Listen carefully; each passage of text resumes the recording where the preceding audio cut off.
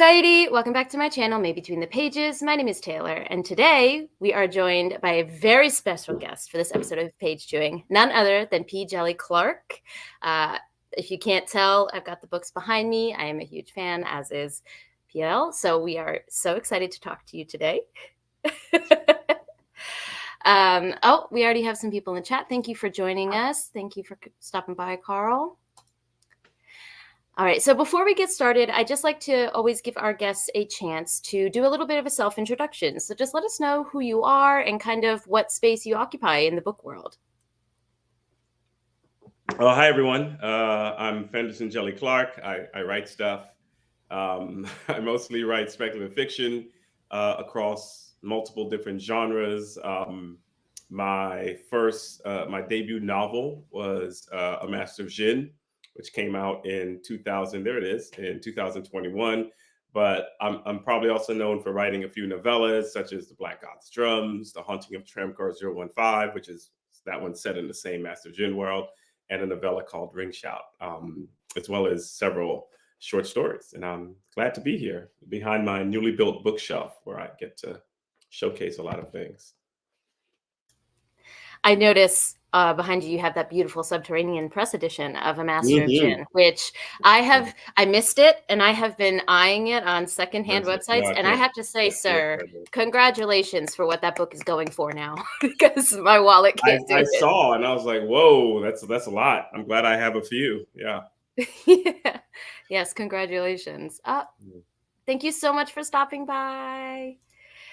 All right, so we just like to start a little bit more broad, and then we'll just see where the discussion takes us after this. But as you mentioned, you've done a lot of short fiction in your time. That's not all that you do, but it is a large part of the body of your work.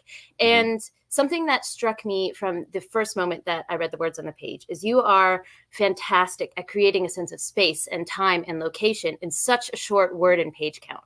And I'm curious if this is something that came easy for you, if this is something that you had to work at, over time in order to develop that skill. How do you get such a sense of place in such a short page count? No, thank you for that question. That you're probably one of the few people who's ever told me that my stories are short. Because my secret, if you're like, people often referring to the novellas, especially because novellas are such a different genre that for a long time nobody got published. You wrote a novella and you just saved it on your whatever, your Dropbox, or back in the day, your floppy disk or whatever, but you didn't go anywhere. But now, thanks to places like Tor and others, we have places for novellas, which is great for me, because the secret to me writing novellas is that I am an overwriter.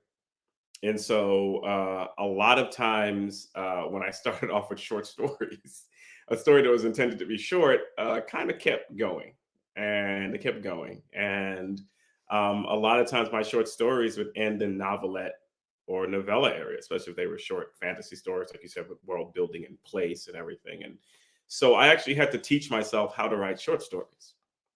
And a lot of my short stories, the actual short stories under 7,500 words or so, was actually me practicing, trying to figure out how to, like The Secret Lives of the Nine Negro Teeth of George Washington. How do I write a short, compact story instead of these longer things? So, part of my ability, I suppose, thank you to create all of that in like the novellas, is that I was aiming for a short story and it got longer. And so, I would say the difference in novella from a short story is really that you are allowed to tell more about the place, more about create the space, more create the world more than you can in a short story. And I suppose because I love world building, right? I guess that's my old D&D in me. I just like world building. I tend to do that a lot, and so I think that helps in that sense. I can say it absolutely does. And I think the concept of short is very subjective. I read a lot of larger epic fantasy. So to me, The Black God's Drums and Haunting of Tram Car 015, those are like tiny, adorable morsels that I love. Yeah, exactly. I've read the Stephen Erickson's, all of the Malazan books. Now those are things, you can literally keep your door open by two of those. Yeah. Bless my husband's heart. He knows when if we ever move one day, we got a lot of weight to shift around. So, but not only do you build these sense of place, but you also ground them because you do a lot of alternative history work. I'm sure you have some short fiction where you don't engage with that kind of timeline, but most of the time that you do. And I feel like it's a very delicate balance between basing something in reality and then playing with where you can go from that point. And again, you do this in a short page count. So I'm wondering if the alternative history aspect is kind of the base that you start with, and then you say, okay, I'm going to talk about this pocket of that time in this story that I want to tell, or is it something that flows naturally once you think of the world that you want to build? That's a good question. Think about that. I'm trying to Take your think of time. the alternate histories I've done. I think often they're really character driven. Often I'm thinking about a character. Sometimes I imagine the character before I've imagined the story, or I imagine the character and the setting, and then I start thinking, well, how did this world come to be if it's alternative? What created this world? What was this point of divergence? So in the Master of Djinn, for instance, the character Fatma, I had her in my head. I even had the opening scene, and then I was like, well, how did a world like this come to be? And I think I then looked for my point of divergence from our world, and so maybe, yeah, I mean, it's always funny whenever you ask people how you came up with it. It's always a retcon, right? You're trying to go back in time and figure out and tell a nice, easy, neat story. But I would say that's the way I think it happened, but it also could have happened simultaneous, where I was looking at, I was having Fatma in my imagination, but also understanding what kind of world I was going to create. And really, the two have to work with each other, right? Because at the end of the day, as much as I love world building and alternate history lets you world build, I have to tell a story. And so I always have to pull it in and make sure that I'm telling the story, and the world building is just supplementing that. Yeah. That makes a lot of sense because I do think that your characters feel like they belong in that place in that time.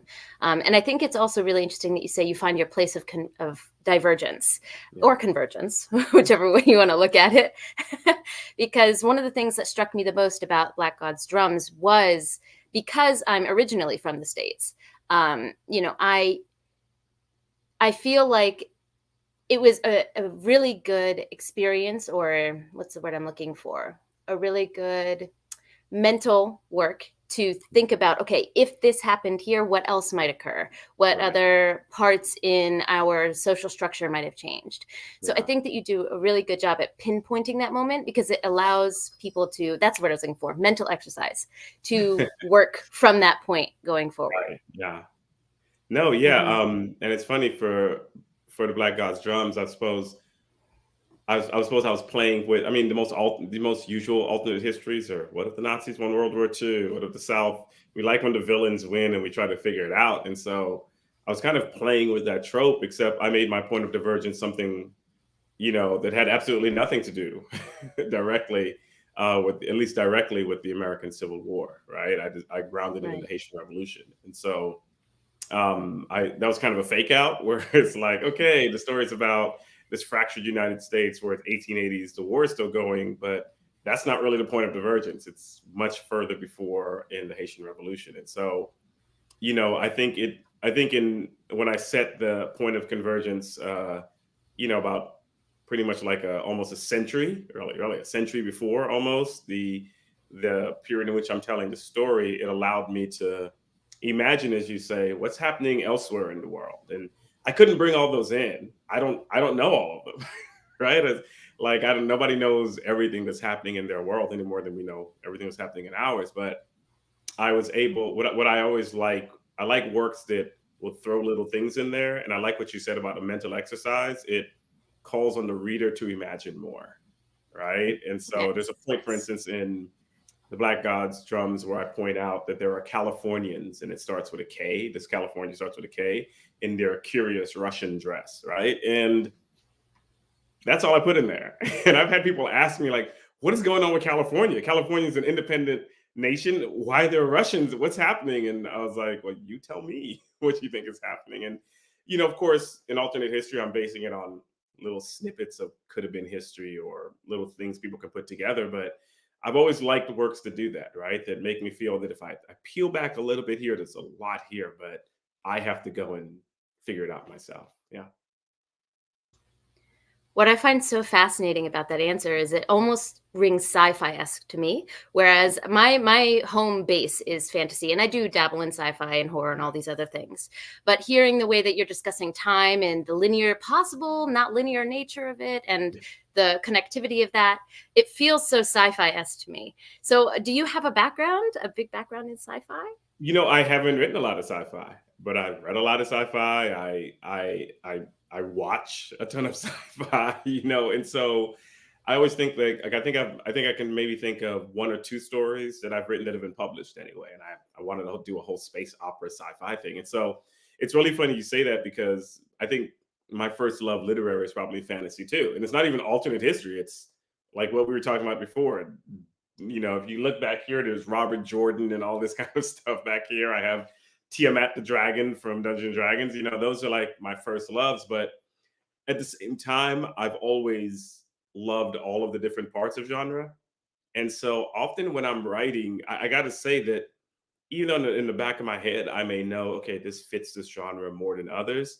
I try not to think about the genre that much. I cross the streams. Ghostbusters, don't cross the streams. I cross them, and whatever helps me do the story. If I can bring in science fiction into my and it's great. It's steampunk science fiction. Is it fantasy? It depends on how you decide to look at it and what you focus on. If I can bring in fantasy into my steampunk or science into it, and it's just all a mishmash, great. Let everybody else figure out what genre it should fit into. But as I always, whenever I talk to other writers, I say, don't pigeonhole yourself. And I know if you're doing something like hard science fiction, people are going to want to see dragons in there, right? But if you're not doing something that hard and that fast, allow yourself to play a bit with it. And I think some of the works I've done, like Ringshout, has allowed me to just mix a lot of genres. Like I said, cross the streams. I love that because, like you said, it allows you to play with so many different tropes, Yeah. and you never know what's coming. Everything, the mixture of the having mechas, that are inhabited by possibly beings that we don't really know what they are, but they call themselves Right. angels. Like it's that Yeah, cross exactly. is Yeah. just such a delight for me when I Yeah. read. And at the same time, there's magic and just like, yeah, this.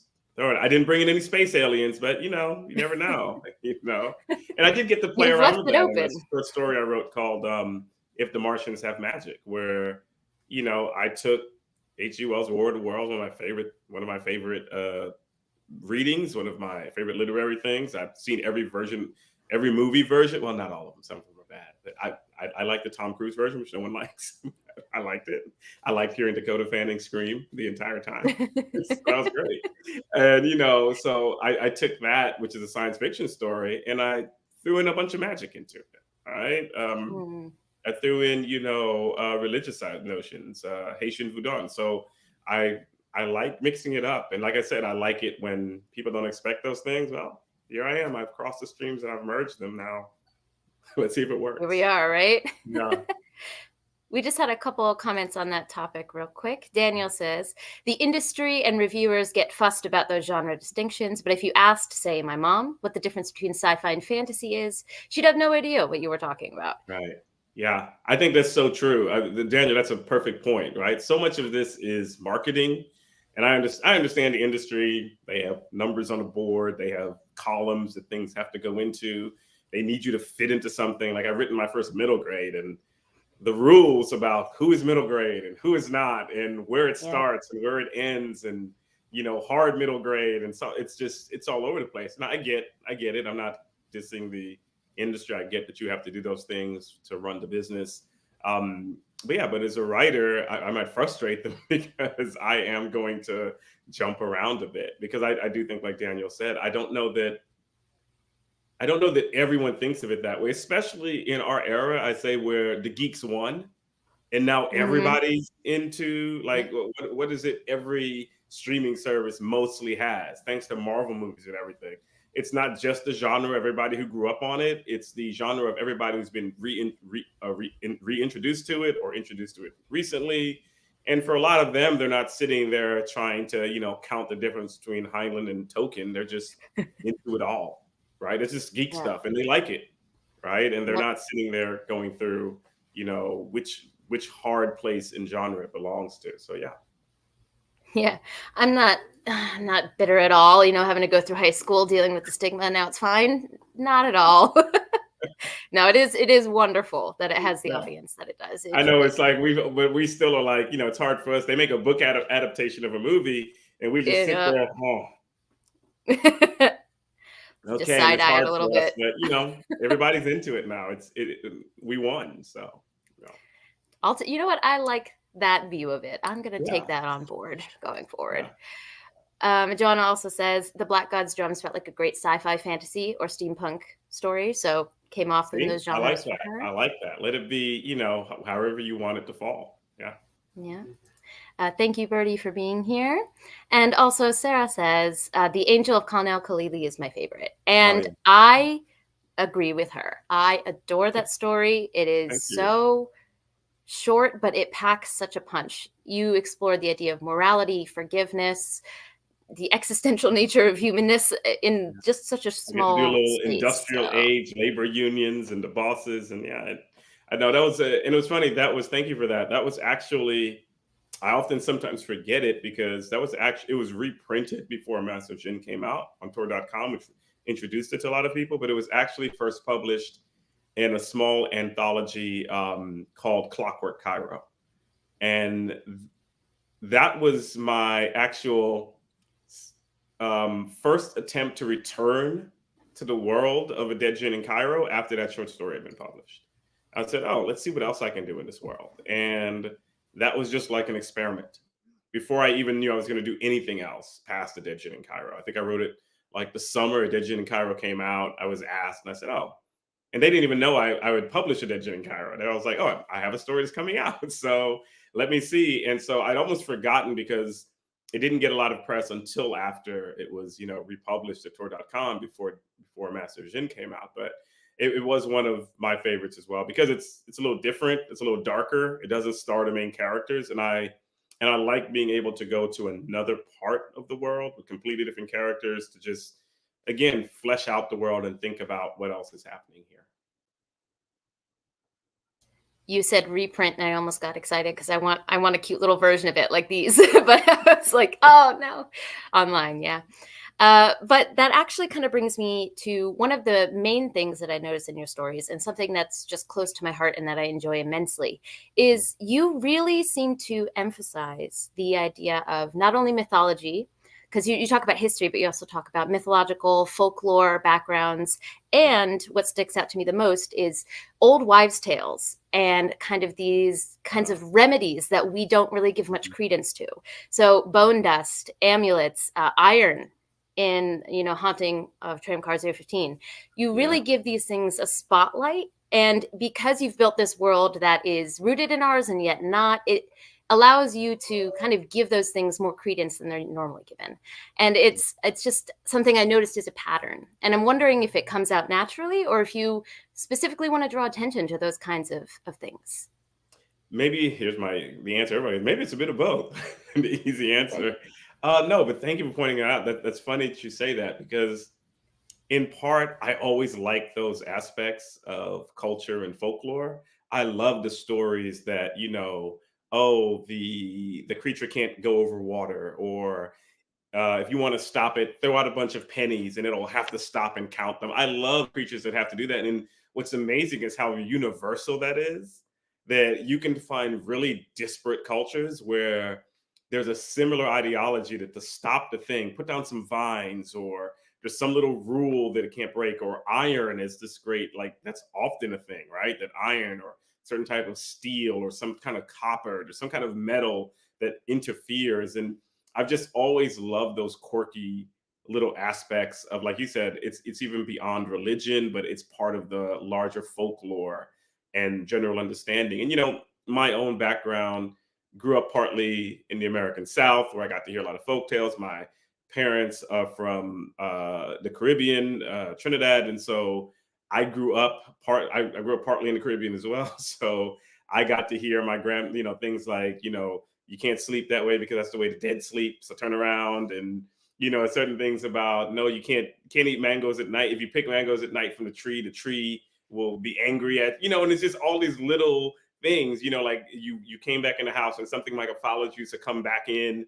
And so there are all these little, and I think that a lot of cultures have that. I mean, I can talk to various people from different parts of the world here in the United States, and they'll tell you, yeah, I know something like that, right? There's always something. Even if it's like, like this is my wife's, her mom was like, when if there's lightning outside, we have to go in the closet because the lightning, like, it's just these little quirky things that I think we can all relate to, even if we haven't heard that specific one.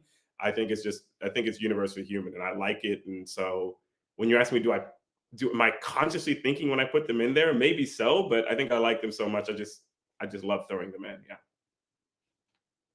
Well, watching you delight in talking about it is mirroring my delight in reading it, because it's the exact same thing. Yeah. I live in Japan. I'm very lucky to have married into a Japanese family. I've been here for a long time. And so it's the same thing. If you kill a spider in the morning, it's unlucky. If you kill it at night, it's all right. If you touch something hot, touch your ear right after it, because somehow that makes the heat go away. There's just so many little idiosyncrasies. Yeah. Mm-hmm. And I think things, you notice them more when you travel. You notice them more when you've been in a multicultural space, that kind of thing. But I also wanted to pass this off to PL, because I saw him smiling so much. I know that he's also from the Caribbean. I'll let him speak for himself, but I'm sure that he has a lot of things. Cracking up when I say some of those.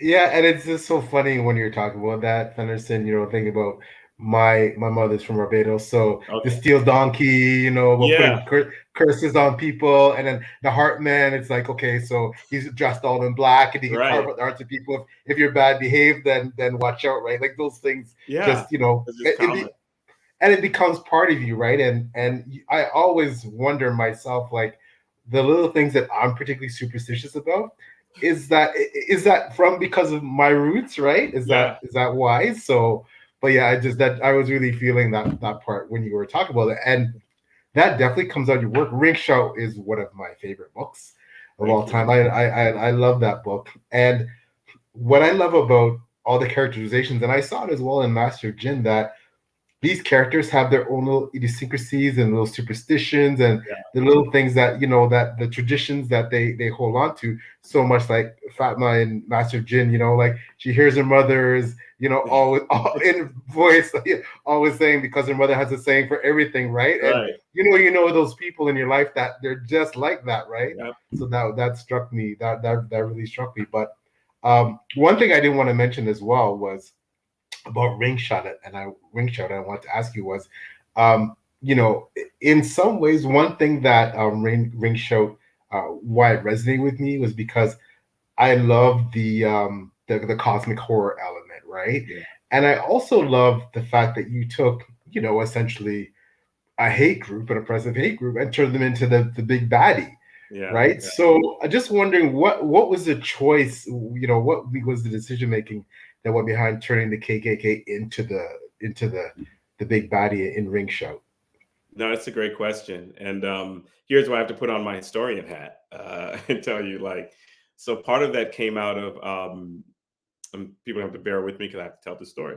Part of it the central part came out of when I was working on doing research a very long time ago, working on a master's thesis before I did my PhD. And I was using the WPA ex-slave narratives. And if people don't know, the WPA, the Works Progress Administration, one of these organizations created during one of the New Deals. I think it might have been the first New Deal during the Great Depression, giving people jobs. And one of the jobs was to go around and collect American folklore, right? That's how you go to the Library of Congress. That's why we have this great repository now of folk songs and people's folklore and sayings and, just recording lives. And one of those projects, a project that had been started earlier by the writer and anthropologist or Neil Hurston and at places like Fisk, one of those was to go around and record, do interviews basically of the last surviving generation of African Americans who had themselves been enslaved, right? And so many of these were people who might have been children when emancipation came, or they were fairly young and they were still alive. And it was the last resort. It was like, we need to record their lives for posterity so they can tell us what life was like during slavery, but also what was it like shifting from slavery to freedom, right? And so they would ask them a lot of questions. And one of the questions they often asked them about was the first Ku Klux Klan, which is created literally the very year that the Civil War ends, right? And what was it like living through that terror? And it was in my reading of these interviews, and I wasn't even looking for that. I was looking for something about women who actually fought and killed their slave owners and chopped them up into pieces. That's what I was looking for. But in going through those, I kept coming across this question, and I kept coming across the former slaves referring to these the Klan as Ku Kluxes, right? And then talking about this first Klan not dressing like we think the Klan dresses, but sometimes wearing flour sacks, sometimes pretending they had tails, having chains, sometimes blackening their faces, doing all wearing horns. And it just struck me, right? And there was the way that the former slaves spoke of them as monsters, right? They called them haints, like, ghosts. And they would talk about little idiosyncratic thing. Like they would say, if you watch them, they would sit and pretend they could drink all this water, right? And they would talk about they just come back from hell. Or if you wanted to stop them, what you had to do is they couldn't cross water on their horses, or you laid out vines on the road and the vines would trip them up, or you shovel hot ash into their faces. And so it fit all the monster tropes. And what struck me here was that these former slaves well understood that the Klan were not monsters. They were like, I know who that is. That's Judge so-and-so. He enslaved me. I know exactly who that is. I know what he's doing. But there was a way, much like storytellers, to speak of this trauma that they're going through, to speak of the racial terror that the Klan puts them through, right? Because they're going around pulling people out of houses. They're whipping people. They're sexual abuse. They are simply they're a terror group, right? Terrorizing people. And what was fascinating was I said, in order to deal with that racial terror, in some way, they create this story. I hope we're still going because we kind of froze because you guys are frozen, but I'm going to keep talking. They created this story basically where are we still going? Are we still there? Your voice is coming through. It's just the video. The video is okay. Catching up now, I think. Great. So, Okay. I was saying these I'm sorry. These former slaves basically created this almost mythology of terror, right? In order to deal with the racial trauma that they were going through. And that's like so much if you think of the genre of Black horror, like writers like Kenitra Brooks talks about, that so much of it is Black horror is talking about dealing with trauma, right? If you look at what Jordan Peele does and others, this is what they do. And so all this to say, that fascinated me. And so I can't take credit for thinking up this idea of the Klan as monsters. I am pulling this from these former slaves. And I wrote that down when I first did this was, like first time I saw that was over 20 years ago now, right? And it would take, basically, I'm thinking about when it would take me then another 15 years to actually write a story, but I was so fascinated by it. I was like, somebody has to know about this. And so Ringshout was kind of like my way of giving voice to those ex-slaves, talking about this first Klan and what they were like, right? And so I think, so that's my long answer for that. That's how that kind of came about. We love long answers here. Yeah, that's an exceptional answer, Fenderson. And if I can compare it to anything, very different book. But when I think about Ringshout, I think about another wonderful and highly decorated writer and academic such as yourself, N.K. Jemisin, and her City series, City We Became. It just where the big baddie is essentially almost, you might as well characterize it as racism itself. Yeah, the boroughs come alive, and it's just that element again. First of all, N.K. Jemisin was not a, I won't say she was like an official mentor to me, but her writing was, right, and it made me. I mean, I think I was living in Brooklyn at the time, reading her stuff. She was not living too far from me. In fact, I got to see her several times. I got to interview her at one point. And so, her writing really made me rethink what I could do as a writer, what I could do as a Black writer, like how I could expand my thoughts and the concepts. And so it's great. If I'm compared to her, then wonderful. Wow. Right? Because I always say that she was like an unofficial mentor. She wouldn't know it, but as me reading her works and thinking like, okay, let me up my game in how I think about things. I think people like Victor Laval, it was just, and I think especially with dealing with cosmic horror, right? Because all of us are dealing with that guy, H.P. Lovecraft, dare we say his name, who had serious problems, right? Like, not just of the like, oh, my grandfather is a little backwards and he has, some thoughts about the Negro's proclivity to music. No, Lovecraft is a dyed in the wool white supremacist, anti-Semite of the highest order. And his work is filled with it. And yet, as I always say, we all love tentacles. We all have been influenced by his work. I said, Galactus from Marvel, devouring worlds, that's cosmic horror Lovecraftian. We like it. So we're always caught with this, how do we deal with separating the art from the artist? And often we can't, right? We look at Lovecraft's idea of why he was saw all these dark things. It has to do with his extreme xenophobia, right? His fear that there were these, the darker hordes of the world, and the darker hordes for the world for him could mean the French. Right, so he casts his net wide, of them encroaching on his Anglo-Saxon New England, home. And so, I think when people like N.K. Jemisin, Victor Laval, and hopefully when I do this, or when I'm thinking about something like Lovecraft Country, right? I think many of us are saying we love this notion of cosmic horror. We like the tentacles. We like all this, but we want to subvert those themes. We want to think about, is our terror the terror of the thing in the dark unknown, or is the terror, as you said, is it white supremacy is the terror, right? Is it all of these other things that encroach and destroy human life, the very things that Lovecraft unfortunately celebrated?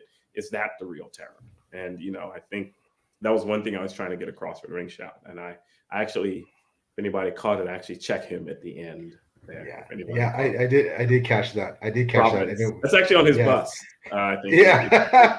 Providence in Rhode Island. So I had to throw that in there. No, it was exceptional. Both you and NK just outright checks him. She just outright she checks him. So she yeah. and Victor Laval just like, they check him definitely. And of course, Matt Ruffin with Lovecraft Country, and then what they did with it. I think it's great that it's great in all these genres that people that have been introduced to Lovecraft get introduced to him, but exactly. Yeah. They get introduced to him in that way, like, oh, it's that guy. And this is why we should know, right? And I think that's good. Rather than trying to sweep his horrible ideas under the rug. Oh, I apologize. I didn't mean to cut you off. No, Did good. You want to say something? You good? Okay. So I think I definitely agree that separating art from artists is very difficult. And there is no denying the absolutely just racist, xenophobic origins of, that style of cosmic horror. But I love that we're going down this cosmic horror route, because this is a new love of mine that I've developed over this last year. And so when I was rereading, because I was actually rereading a lot of the novels before this, and when I was rereading Dead Djinn in Cairo, I was like, oh, wait a minute. So I was picking up on things that I have. Yeah, tentacles. That I didn't all before. Love tentacles. We do. But the reason why I think it's so universal and why we all love it is because at its core, what cosmic horror is the personification of terror, whatever that is, or the personification of dread. And that is a human condition. Now, what we decide to dread is a choice. Don't get me wrong. Right. Mm-hmm. But I do think that we can all sympathize or understand the idea of the great unknown. Like the ocean terrifies me. We don't know what's in there, right? Absolutely not. There are monsters, so I'm digging around those deep trenches. I read Into the Drowning Deep, and that my fears were tapped. So I think that we can all sympathize with that idea. And I do know that I think that you're actually very good at writing the horror, because even in those small moments that I picked up upon reread, I felt that dread in those couple seconds. And I do know that there was recently an anthology that you were part of, right? Out There Screaming, which is an anthology of Black horror, right? So I'm wondering, are you planning to go more this route in the future, or are you just kind of playing with it currently? That's a good question. I mean, I think it goes back to what I said about crossing genre. Like, I've written fantasy before. There's probably lesser known that, though it got republished in Apex, for instance, or some of my first fantasy stories that were published in this anthology called Griots, which was edited by Milton Davis and the late great Charles Saunders, right? The father of modern African fantasy literature. And even in those, for somebody who read all of those, I think much like you're saying, Taylor, they were like, wait a minute, I'm seeing like a thread here. And one of these thread is like the fantastic, horrible, terrible beings that will scare the heck out of you and make you speak gibberish. Right. And that's my love of cosmic horror. And so there's a bit of if somebody goes back and read a lot of my stories, you will keep finding, oh, there's more cosmic horror here. This is a constant theme, though I try to do it differently in each one. And so, yeah, I've kind of lost the thread on your question, but I do love No. bringing this stuff into genre often. Yeah. Yeah, no problem. I love griots, by the way. I read that anthology a little while, like maybe a year or so ago, There's a but your story story called stuck Skin out. Magic, which is literally about a guy who has like these tattoos that cause him to have a portal in his chest that opens up to basically Lovecraftian horrors, right? And so I think I've just always, I'm a sucker for that. If I'm watching something and then somebody alludes to something, some deep one or something, I'm like, oh, okay, I'm going to watch this now. And, and yes, like you said, separating the art from the artist, I always say, like, look, if we're in genre, we all have terribly racist grandpas. It's just, that's the nature of it. We all have horribly racist so you have grandpas. Some of them are more racist than others. Some you can say, like I always say, Ray Bradbury was like you're actually doing a lot better than the others. I'll quibble with a few things. I even wrote an article about it a post about when he died, where I said, like, these were some of my problems, but boy, was he light years ahead of so many others in genre, right? And so, it's on a sliding scale of people you may take issue with, but I think that's the nature of being a marginalized person writing in this, but still loving it. And that's been me since I was a kid and had to endure, black men like half trolls at the Battle of Pelennor Fields. Right? I was like, all right, I'll suck that up and keep going because I like the hobbits. Right? I mean, that's just the way it is. That's just par for the course. And I'm glad now that it doesn't have to be par for the course for many people, because there's all these wonderful books, right, by all of these diverse authors that can give us different visions of things. So. Absolutely. And I do think that we're in an unprecedented age of having access to past information as well. So I think being able to compare the now to the past, we haven't been able to do so on such a long scale before, where our knowledge is so far reaching. So I think this is something that we're all navigating and all working on trying to get better at. And it's something that I do see changing for the better in the future.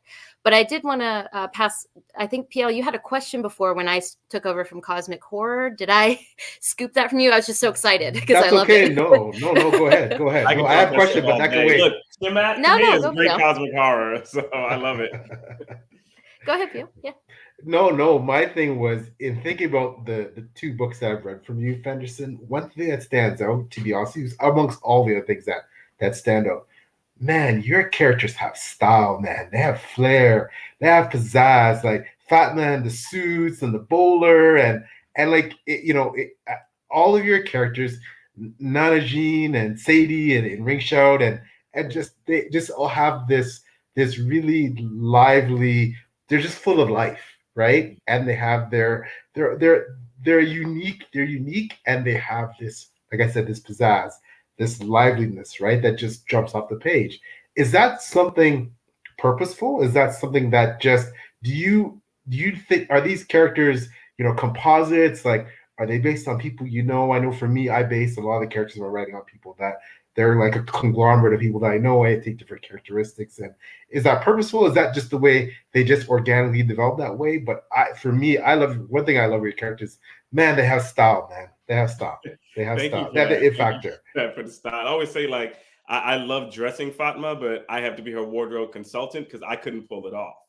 Right. And so sometimes I'm creating characters like with those suits, like I wish I was that much of a dandy. Right. I can't pull that off, but she can. And, it's a mix of, like you said, sometimes these characters are coming organically. I love sometimes I'm writing a story and I'll find myself going down the rabbit hole of imagining just what this character is like. And it's kind of like, I always say this, like I've had Like sometimes I dream and I dream about people I've never met. Like at least I don't remember meeting them. Maybe my subconscious somewhere in there does. I've never met these people, and yet, like I will be having a dream, and I will be dreaming about. I remember I put this character in. It was a Ukrainian woman who was a landlord, and I could see her blue eyeshadow. She was an older woman. Her husband had passed away in something, and she, like in the story, I said, like she was showing me a book of cakes that she took pictures of, though she didn't make cakes anymore. And it was making me hungry as I was watching it. Where in the I world that love came how from, I oddly have specific that is. no I idea. love it. But it was so specific, you would think I'd met someone. I was like, did my mind just completely create this? And so all I'm saying is if I'm doing that sleeping, I try to do that awake. And so sometimes when I'm creating characters, they are completely from whole cloth, right? It's me just dreaming up a person. But then I think you're right.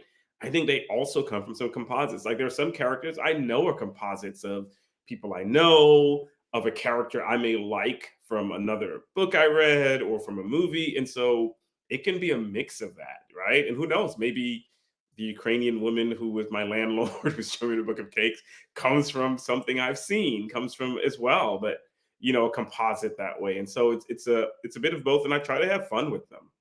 I try to make my characters, like people say, do you make strong characters? I said, I try to make complicated characters. I try to make characters with flaws.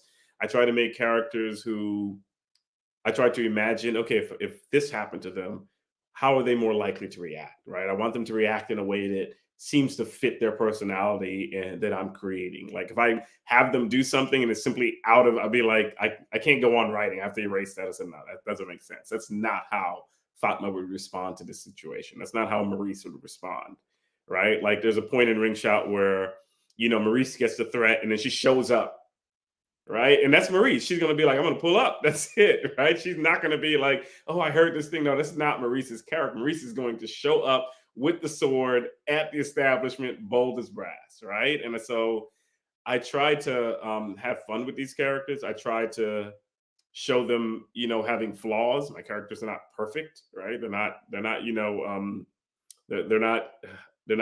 trying to think of Elementary Dare Watson. They're not Sherlock Holmes where they're perfect. They make mistakes and they have to deal with those things, and they have inner turmoil. And so I think it's fun creating them at times, right? And sometimes it's bad when I have to cut them loose, like Sadie.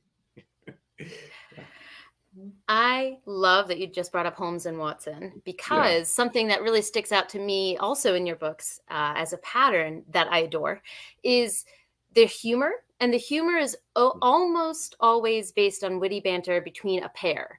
Now, it could be an unlikely pair, or it could be like a set pair, like when you have in a Master of Djinn two detectives. But even in the Black God's Drums, forgive me, I'm so bad at character names, but the captain and Creeper, forget the captain's name, but they're a pair as well. And a lot of the humor is the banter between the two of them. Like I laughed, I was making dinner listening to the audiobook, and I started laughing. My husband's like, are you all right? Because he couldn't see my headphones. So I think a lot of that is something that brings me a lot of joy when I read it, but I started to notice it was a pattern. So is there an influence in your life? Like you brought up Holmes and Watson, that kind of brings in this duo aspect? Right. No, that's a good question. I think if anything, it's probably stuff that I like from reading. I always tell people so much is stuff from reading or movies. Like some of my favorite movies, are like indie movies where two people just have this, and you forget they're having this long, ridiculous conversation, right? And it's like they're just going back and forth, and it's over nothing, and they're having a conversation pretty much about the most meaningless things. And I love like movies to do that. Even more just serious thing, they can stop and have a stupid conversation. And like the beginning of Ringshout, I just loved having this banter between them before I start. I just think it's a great way. I think it's a great tool and technique to give a lot about a character without dropping in and saying, oh, they're wearing this and this is what they did. Just have them talk. And I think that's a way of establishing, people start to establish like, okay, they start getting a feel for this is the way this character is by the things they say, by how they react, and they get a feel for them. And so like beginning of Ringshout, I wanted people to leave that rooftop with just this clear idea of you know, Maurice as almost this no nonsense but troubled person. Sadie is just completely wild, right? The wild, chaotic person. And Chef is kind of like this glue that keeps them together, but she's a bit more serious, and she's also haunted by her past. And you know, and I could get all that through talk, right? And I always say, whenever I talk about writing in workshops, I say if you can do that rather than having to just tell people, if you can show it to them as they are through people speaking, I think that just works better in writing to me, as much as it, because I enjoy it when I read it and I enjoy it when I see it. All right, and the type of films I watch. Yes, and I think that might be another thing that makes your short fiction so succinct and so well written. Something else that, just going off of the showing the world through the characters, like for example in The Haunting of Tram Car 015, the main characters are both men, but through the men's perspective, you get to see what else is going on in the world. So world building happens through the peripheral of the main character, which is something that not that it doesn't exist, but it stuck out to me more here. Whereas usually if you have a POV, you're following what they see, but you allowed them to see other things. And I thought that was it just stuck out to me as a really interesting world building technique. Yeah, and I think, you know, I don't often do that, but I really like that story because I'd already written a Dead Djinn in Cairo. That was really when I really fleshed out the world, and I wanted to say, let me take it out for a spin now, right?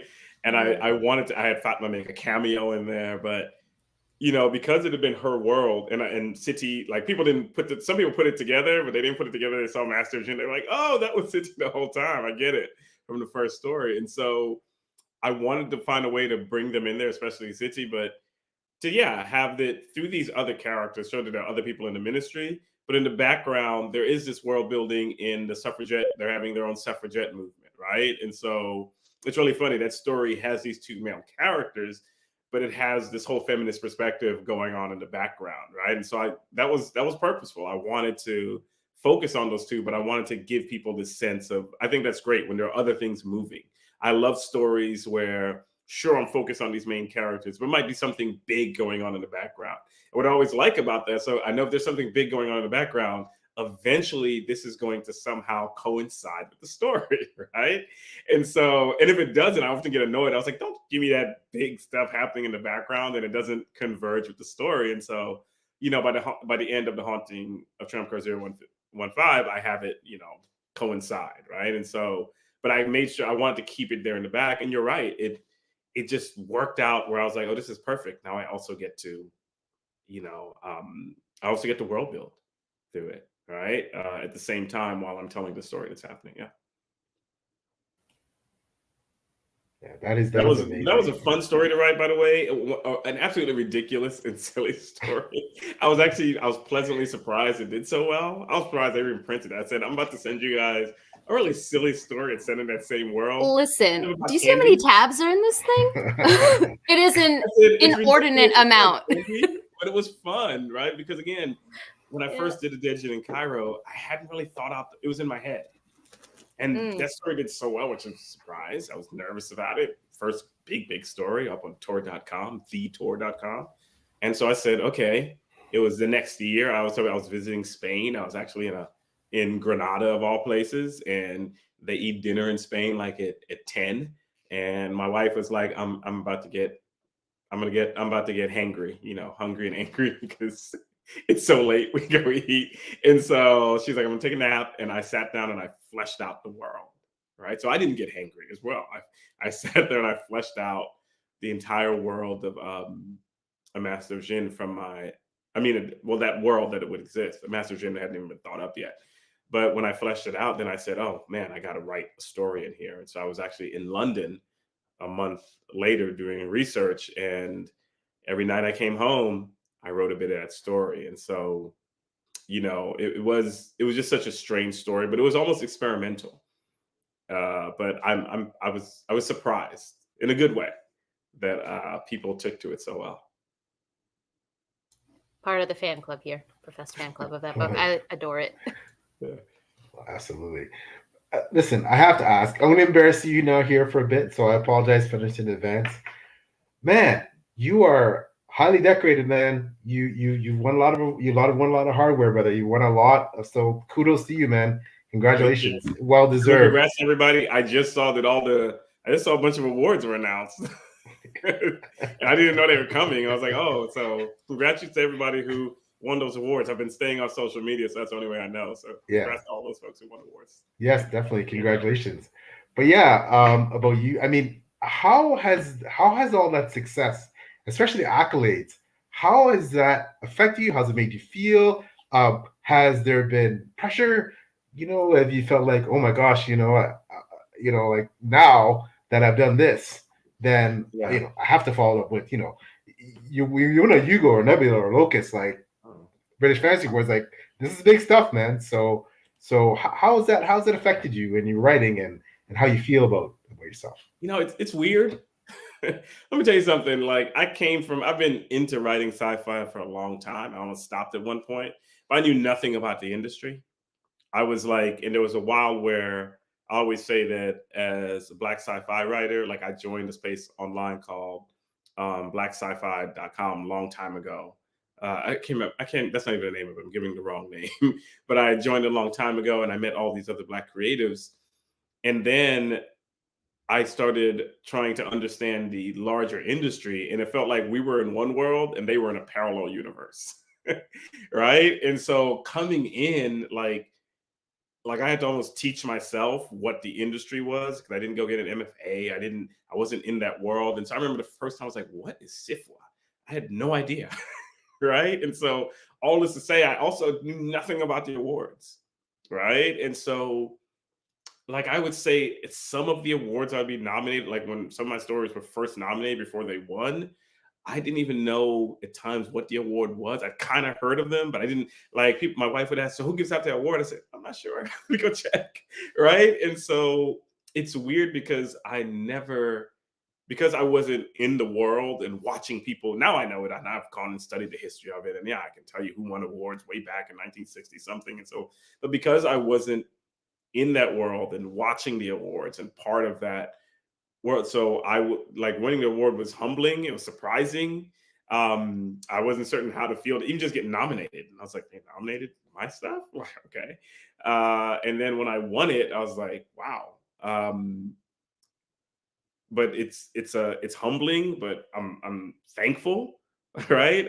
But yeah, I try not to let it, but I try not to let it interfere with me too much. I don't want to sit around thinking about, did I get nominated this year? Is this story going to get nominated? Because you can get sucked into that, right? You can get sucked into the fact that, man, my stories are nominated, so now I guess they'll always be nominated. That's not the case, right? Or it got nominated several times for this award, but it's never won, right? And so I'm just thankful when it happens. But I honestly, and this is not me trying to be flippant or try to say I'm above it all, I try not to think about it a lot. Like, and this is why I wasn't even trying to think like, oh, it's award season. I wasn't even thinking it was. So I just went on social media today and I saw them like putting out awards. I was like, oh, wow, I didn't even realize it. But again, I'm grateful, thankful. It's nice to have them, back here. I never thought my stories were going to win anything like this. I was just going to be happy to be published. But if I never win another award, I'm good. And if I get nominated again, great. But I do try to keep myself balanced on those things. Yeah, I try to write stuff that I like and hope other people like it too. Well, you're very humble, Anderson. So you're very humble. I'm not trying to, because being humble can be annoying. People, I can know some people rolling their eyes like, look at Mr. I have several nebulas over there. And I was like trying to be humble. And it's like, it's true though. Because if you start letting it impact your right, it can paralyze you. I think about people who wrote like Ralph Ellison, right? Writes Invisible Man, great, gets all these accolades, and then kind of becomes frozen that he can't write the next thing. And that's terrifying to me. That would be like if I came one day and I'm like, I got nothing. Like my mind just stopped because I was simply so frightened that the next thing wasn't going to be as big as the last thing. And so it's easy to get sucked down there. And I try to make certain that whirlpool take me, because I don't want that to be the case. Yeah, it can definitely be a success paralysis, so to speak, when Yeah, if you potentially give into that. So kudos to you for keeping that level head and to keep on I try. striving. Yeah, yeah, for sure. So obviously, prior to being a published author, you're an academic, right? You're a Yeah. historian. So that part of your life, I guess technically it came first.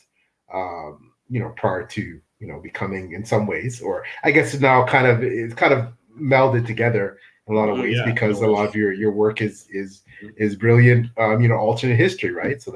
So how does your academic life, how does that bleed into everything you do with writing? How does that how does that So, work? it's funny when you talk about time. So, I was probably interested in writing sci-fi long before I knew what I wanted to do academically. Exactly. Long before I even started my PhD program. I did an MA first. I didn't think I was going to do a PhD program. And years later, I went back and I got my PhD. And I think I'm in academia. But what's really funny was when I was doing academia, and I was doing especially my doctoral degree, writing science fiction, writing sci-fi and fantasy was kind of like my release. I'm finished reading all of these, 2 books a week or what have you. Now I'm going to sit and read some fantasy. I'm going to write some. And so I would be writing a little bit. And, this was when I was just throwing stuff at the wall, seeing what would stick. I was getting published a little bit, in some moderate places. But my first big story, I would say, it wasn't the first professional sale, but it was a professional sale that launched, I would say, my current writing career, was a Dead Djinn in Cairo on Tor.com. That basically came out the day I was walking to receive my hood for my PhD. Right. And literally, as they're doing the speeches and I know I'm walking up, I'm looking at my phone. I'm like, do people like it? Are they going to like it? Or is it going to bomb? How are people going to think of this story? Big audience. First time I've had an audience like this. All this to say, in a weird way that did not plan for, my life as a junior scholar, because I went off to become an assistant professor that same year, that fall, and my writing career kind of took off at the same time. I would say and even though I was getting published before that, but my oh, now you're going to be published novellas and printed word, right? They took off kind of at the same time. And so it was just strange because I had to balance. Like my wife always said, you chose 2 writing careers. Smart one. I had to balance these things I have to do. I'm on a tenure track with my writing. And it was when, I remember thinking, like I just told you, I'm off doing research at the British Archives and I'm trying to write The Haunting of Tram Car 015, right? I'm like, I have this idea for the Black God's Drums, and that's like I think that's just my first year, my second year, where I'm still trying to figure out, I need to get this journal article written. I need to get my manuscript, my dissertation turned to a manuscript, and so I can become a book. And so it was just interesting how those 2 things were happening at the same time, and it was just a matter of juggling them. The pen name helped because it helped in my own head, keeping academic me separate from sci-fi me. But yeah, the 2 bled into each other, and especially mostly in one direction, where I found that, I think, as you're probably alluding to, a lot of my ideas started coming from historical work, right? And I think back about, oh, what inspired, Ringshout. It was me teaching a class called Slavery in Film and having to show Birth of a Nation and thinking about the rise of the Second Clan and what that meant, and thinking about doing theory and thinking about how media impacts people, right? Thinking of what people call movie magic, and I just turned it into some literal magic. And the same thing with other books, right? Reading Edward Said's Orientalism and thinking about anti-colonial and what a quote unquote post-colonial would look like. So there were so many ways that I think the history, the studies or the teaching started impacting what I was writing. And I think that's been continuous. I actually teach a workshop where I point out that all all uh all sci-fi, fantasy, whatever pulls from history, because we only have one history that we know. We don't know the history of other worlds, so we just have this one. So whether you're writing Game of Thrones or you're Frank Herbert in the far-flung future, you are in some way pulling on history. It just gets more specific when you're thinking of alternate history or historical fiction, right? But all of us are pulling on that stuff. But it gives me a great repository, right? So I find out things like Yes. about George Washington's teeth, right? And I said, like, oh man, yeah, I don't know if I was first thinking, oh, this is gonna be a great story, but one day it popped in my head just knowing it. I was like, oh, what if I turned that into a story? And that's how you get the secret lives with the nine Negro teeth of George Washington. So history's been good to me in that sense. And I always say this must come, so I'm rambling here, but this must come from my mother, for instance, was a great lover of the old black and white Twilight Zones. And I think about how those had those didactic ideas in them, but they're also pulling on history, politics, society. And I think uh, I love those old black and white Twilight Zones. I'm up every midnight New Year's Eve watching them, right? And so I think that kind of stuff rubbed off in how I think about creating stories as well, and where I pull from. Yes, and I want to run off of that as well, because something that I firmly believe is that fiction is a realm, it's a playground for anyone and anything who approaches the subject that they want to deal with care, with sensitivity, and with thoroughness, right? So something that I think is so fascinating, not fascinating, but inspiring about what you write is that you write from a place that you don't hail from, but it's so well-rounded, researched, and done with such care that it doesn't come off that way whatsoever. And I do think that there's a beauty, a certain beauty and wonder to being a tourist somewhere, as someone who's been lucky to travel the world. That is why we travel, for that sense of wonder and joy and just fascination. But when you're writing about a place, you need to not write from that lens, right? Because you need to know those idiosyncrasies. You need to know details. So I think, correct me if I'm wrong, but I imagine that your background in research and being so thorough in your academic life has helped you create such a foundation, a beautiful foundation for your world. So I'm wondering, in the future, for authors who want to tackle something like this, not everyone can have the rigorous academic background that you do as a PhD, but do you have advice for someone who wants to tackle something like this? No, that's a great question. And I mean, it's part of the questions in writing and genre. Can we write outside of our own voices, right? I love the own voices movement. And I loved it, but I always said, like, well, I don't know if I fully write ever for my own voice, right? And I think sometimes when people talk about I'm writing outside my experience, they may, allude to, for instance, a Master of Djinn said in Cairo. But I said I've also never been a 13-year-old Black girl in New Orleans either. So, right? None of these are, even if one may be closer to me in experience, I might have access to people tell me more. None of them are my distinct experience, and so I think in many ways, many of us are always writing outside of our experiences, right?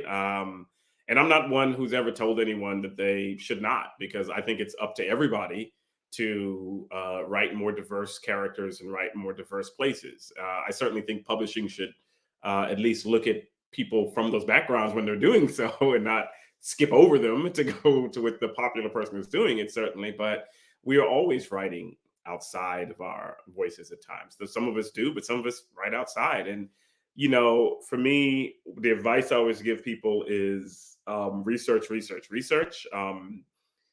Know the pitfalls and the things that sometimes I've seen people make. Sometimes I've seen mistakes, and it's basically ignorance is bliss. They're not even aware that this is something offensive or that there's a problem.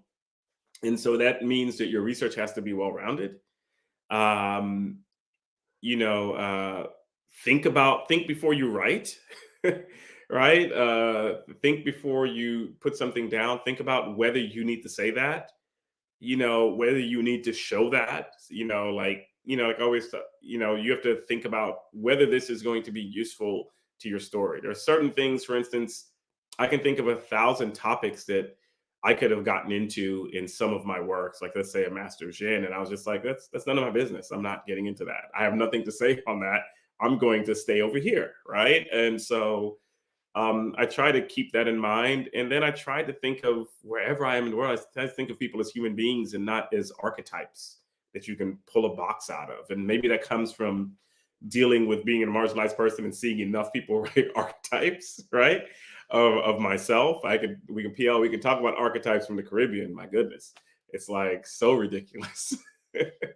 Right? I remember, like, for instance, I remember watching, I have to randomly say this.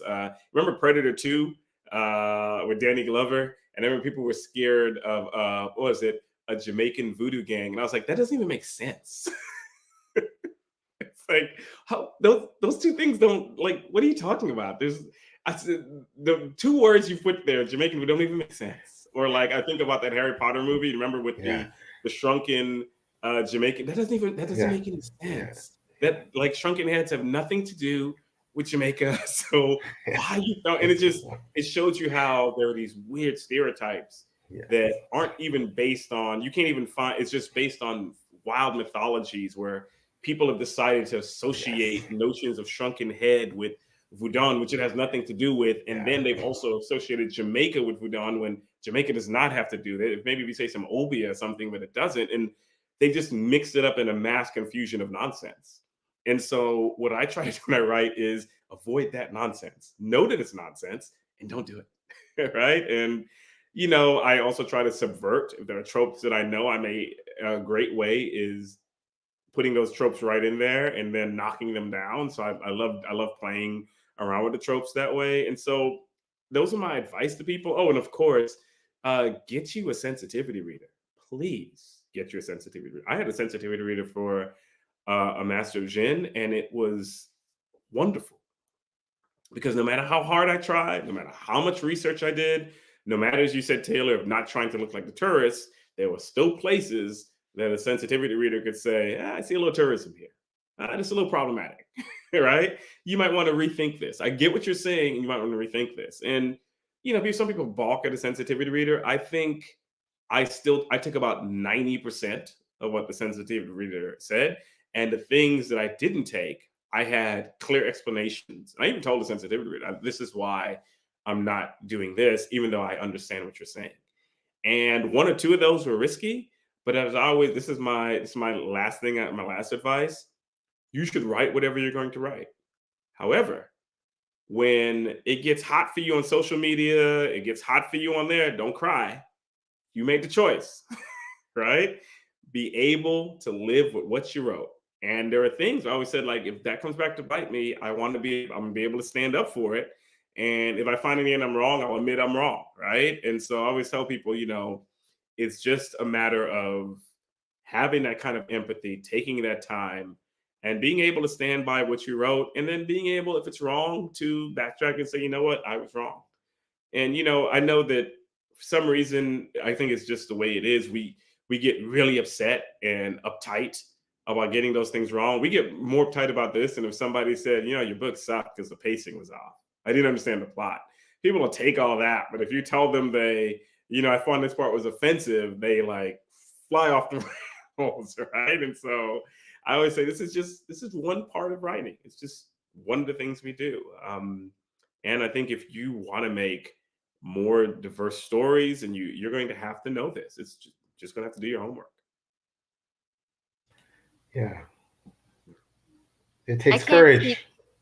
I can't speak from an author's perspective. Fiel is an author as well, so I'm sure he can speak on the work that goes into it and the fear involved in it. But from a reader's perspective as well, I think you have to be aware of things that you're more aware of, if that makes sense. So having lived in Japan as long as I do, I ironically I extend more grace to people writing in a Japanese-based world when I'm reading it, because I know I'm going to nitpick, right, at things that are not actually offensive. I just know that they don't match my lived experience, right? So I think that as a reader's, it's important to stand up for your lived experience, but it's also important to realize that not everyone can live everywhere. So I just wanted to put that out from a reader's perspective as well. Right. That's a really good point.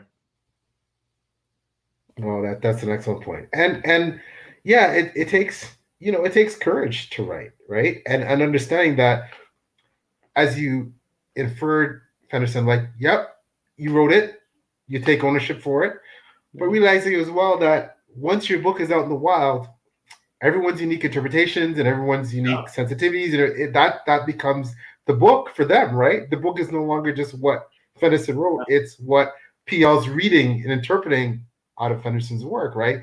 and bring all my own, idiosyncrasies and prejudices and thought processes and everything, and I'm pouring that into that book, and that's what that book becomes for me.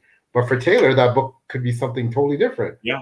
Right. But yeah, I think that's the really, Taylor and I have talked about this before on Priest Patriot. As an author, that's a really scary thing, I think. It that is. Your book's out in the wild and you want people to like it, like your kid, right? You send your kid to school. You want everyone to like your kid. You don't want anyone to say anything bad about you. You want the teachers to, sing their praises. You want them to thrive academically, blah, blah, blah. But then the first time, sometimes like, oh my gosh, I can't believe that, this person is like my kid. But they're entitled not to, right? Yeah. And I stay off Goodreads. I don't go on Goodreads. People do. I mean, I'm not knocking. I know people, they go in and they read. Yeah. I'm not going to. I do say that people shouldn't tag me in a bad review. I've had that on Instagram a lot. Like, I'm like, well, what do you want? Do you want me to? That's terrible form. Whoever did that. Whoever, like, find out what made you grumpy, fix it. I'll make you some milk and cookies, tuck you in, and then I can like do a Neil Gaiman like voice and like lull you to sleep with my wonderful British nanny voice. Is that it? I don't know. Like, there's no need to tag us in a bad review. Just okay. Yeah, that's terrible form. Yeah. yeah, and reviews, I know there's big debates going on right now, especially, or have been ongoing, about are reviews for writers, are they for feedback, constructive feedback, are they just for reviewers, like whatever you think, but I can see why fantasy needs to subscribe to that. And I think part of it too is, I know for me, when I first started, I'm still pretty well novice, so we have 3 books, but it was that compulsive, like, what are people saying? What are people thinking? Like, what you hang on every review, right? Yeah. And then after a while, you realize that, it's subjective, and some people are gonna like it, some people are not. Some people gonna like it, some not. Like, I had people, I mean, much as like, and even books like Ringshout, it's like, people say it's universally loved. I said, I had critiques.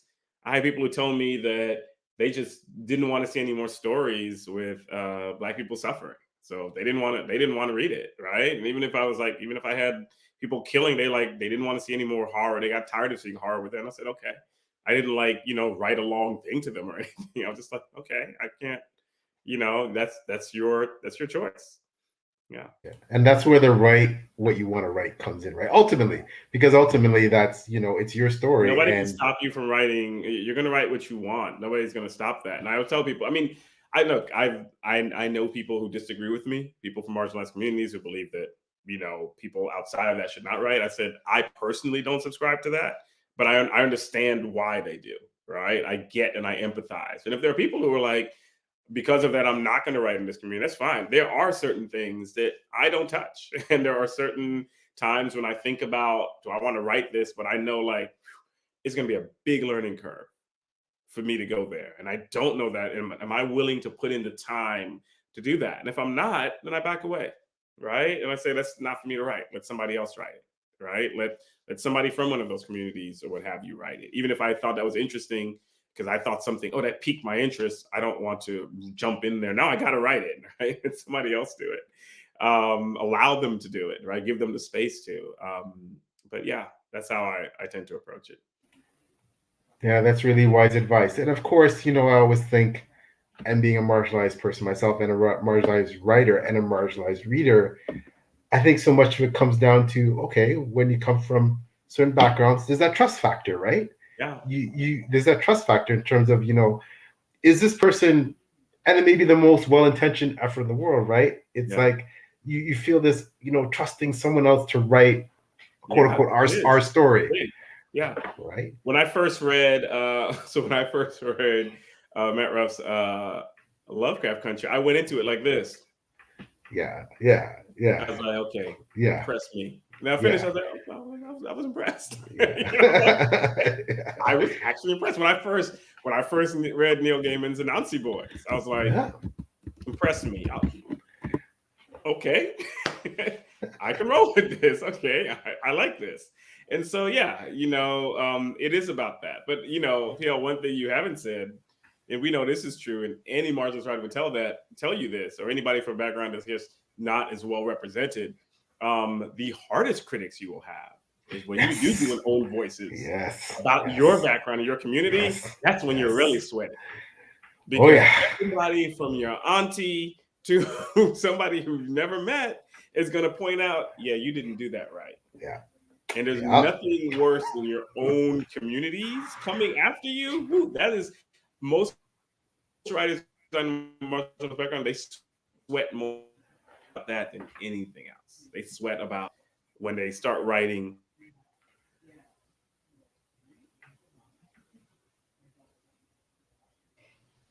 Gods have done things. It's coming. It's coming. It's catching up. It's catching up. Yeah, there you are. You're back. I think. I think you're back. I wonder what my frozen face right now. I should develop a frozen face. All right. I think you're back. I think your video caught up. Yeah. But you're absolutely right. And I think I know for me. Yeah, I think we're back. Now it's my turn. I think we got up. Yeah. Okay. Just a delay. I had to go through. I was like, what is my frozen face? I was like, yeah, I think I feel you on that one, Fenderson, and I think I am the most scared when I have a marginalized, especially a Black person, in my work, and the portrayal of them. That the first emails I get will be from my mother, my mom, my aunt, my brother and sister, my friends. That don't do a Bayesian. Oh, the Bayesian. Yeah. Don't do a Bayesian or Chile. Oh my God, you're gonna hear it. Us on the islands, we're very particular. Yes. I once had somebody said, like, I really like your Black God's drums, but I don't think Anne Marie is a Trinidadian. she was a Trini enough, eh? Yeah. She sound more Bayesian. And I said, okay. I'll try, Auntie, Tanti. Yeah. And the small islands, how a lot of small islands with a lot of chip on their shoulder over a lot of having to deal with being mistaken for Jamaican. Yes. We're very individualistic. We don't want to be lumped together into one. We want to. Remember that show, Desmond? Yes. Everybody loved that show, but I remember my parents watching it. They were like, "What nonsense is this? Everybody there has a different accent. It can't possibly be the same family." How did these two people have this child whose child obviously does not have their accents, but for people outside, the accents all sound kind of alike unless you immediately know that that is a definitively Jamaican accent that is not Barbadian or Trinidadian. Yes, and you can, and if you're from the small islands, you say this person Guyanese, hey, bye, you Guyanese, bye, or this person is the accents they sound because a lot of them sound lyrical, right? Right. The outsiders is very lyrical. Yeah, the sing-song, Trini. Yeah. So, I think I was watching something. It's supposed to be a Trinidadian, and the person said "boy," and I said, "Yes, that's a Trinidadian." Never said "boy." It's so Jamaican. And I was like, "Yeah, first of all, that's absolutely wrong." But sometimes I just put myself out and just be like, "I'll just enjoy it."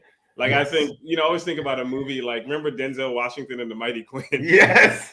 A movie that West Indians to this day will clown. We all watched it. Yeah, we all watched it because we were so happy. Yeah, because we love Denzel. Because we love Denzel. Denzel with some representation. Yeah, they did have like Cheryl Ralph and others were West Indian, so we liked it. But we liked it for what it was, even if it was like okay. Yeah, and I guess for a lot of us, sometimes a poor representation is better than none at all. Yeah, you know what I mean? And to this day, people will still watch The Mighty Quinn, even if they have jokes. They still love it, right? Yeah. So you can be critical. You can be critical and still find it fun at the same time. Yeah, exactly. This is so delightful to hear you guys do that because Asians are the same way. They don't want to be lumped together. Don't bring that. Don't bring that mixing over here. So, like I heard a rap. I can't remember the rap song off the top of my head, but there was one that referenced Jackie Chan and sushi in the same sentence. I'm like, that's not doing what you think it's doing. I'm sorry, but like, so, but again, I enjoyed the song, right? So it's just delightful to hear you guys talk about your specific version of that because I hear that all the time over here. It's funny you said that my friend and I have like rap lyrics that are wrong. When there was one, I mean, it's like one of my favorite rappers, Redman, who is just, fancy. He has a song back in the day said that red dot on your forehead don't mean you're Arabian. I said, no, it does not. The C word is not. As a matter of fact, You you're not wrong. You actually said a very true thing. You know, and it was just like, yeah, but yeah, you see stuff like that, and you're like, that's cringeworthy. Yeah, I think but what we're doing now is what's important. You can critique it, laugh about it, enjoy it. It doesn't have to be taken as now, while there are some critiques that need to be taken more seriously, don't get me wrong. But I think in the cases that we're talking about, it's fun to just have a laugh at it sometimes and just enjoy it for what it is, like you said. And we just have Tangible Reads. They said hi. And that your frozen face was good. So good. Signed off on that. You're good to go. Yeah. Well, the time flies so incredibly quickly, but we're already coming up on an hour and a half, and we don't want to take any more of your time, which you've already been so generous. Hear them downstairs. So... They're not up in the bath yet, so my wife is watching the bath, the bathing part for me. They're gonna stay up a little late. I think Bluey's. Oh, how kind! How kind.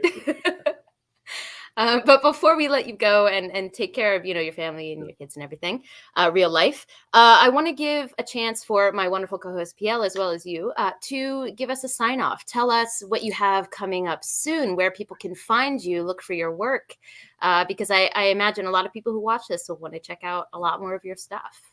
Sure. Who wants to go first? So why don't we... Well, why don't you go first as the guest of honor? Okay. Yes, first. So right now I just finished up book 2 of my first middle grade book, Benny's Song. So book 2 is, the first draft has been finished. Now we go into revision time. So that's great. And book 2 should come out next year around this time in the fall. It's a trilogy, so got to get started on the third one. And then I have my novella, which is... and both of these are fantasy. Like I told Taylor, that was my first love. So I'm going back to fantasy for a while. Sorry, I'm leaving alternate history behind just for a little while. But I have some other alternate history stuff coming soon. So, at least on the page, I haven't turned them in. But my next work will be a novella called The Dead Cattail Assassins, which is a completely secondary world. And that's supposed to come out in 2024 from Tor. Completely secondary world fantasy about an undead assassin named Aveen, who is giving an impossible job. Think magic, fantasy city. Think goddesses you don't want to tick off. And so, yeah, and a little cosmic-ish horror in there as well. So that's what I have coming out soon. And then always stuff I'm working on. I think the other thing I'm working on is a kind of superhero story that is a bit alternate world and is kind of set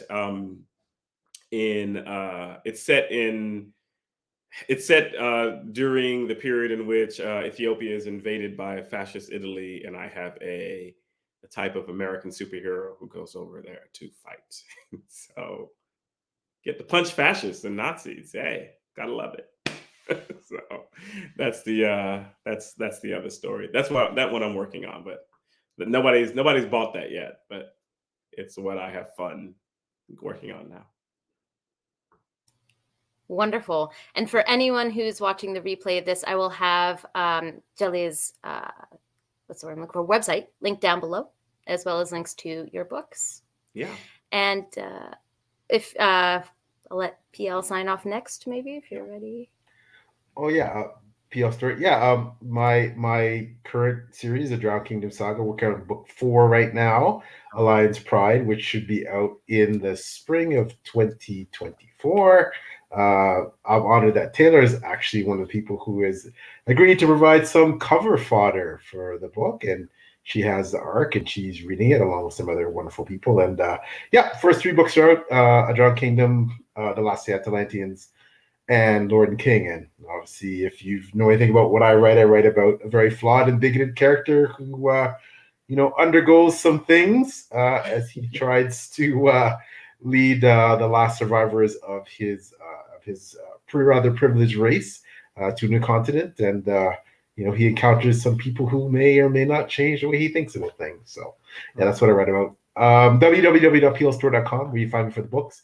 And where you can most often find me is beside my wonderful, talented co-host Taylor on her channel or my channel, doing page chewing. But what I really need to say, though, is that so honored to have Feddersen here, and just amazing. We're big fans of your work, and just kudos, and keep writing great stuff. We really enjoyed, and we're, again, thank you so much for being so generous with your time to come on Page Chewing.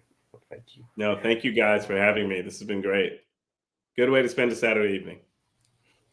Yeah, I'd say so. For my timeline, great way to start my day. So I'd do it any day. Yeah. I also just wanted to bring up this one comment because he's a friend of the channel. Bo is here. It's okay that you overslept. It's here for posterity. So. Hey, Bo. Yeah. If you somehow stumbled upon this video, you don't know who I am. My name is Taylor. My channel is the one you're on now, Made Between the Pages. I do book things here, book reviews, vlogs of my life in Japan, and of course, page chewing. So you can find me here. You can also find me on PL's channel because he also hosts page chewing over there, also linked down below.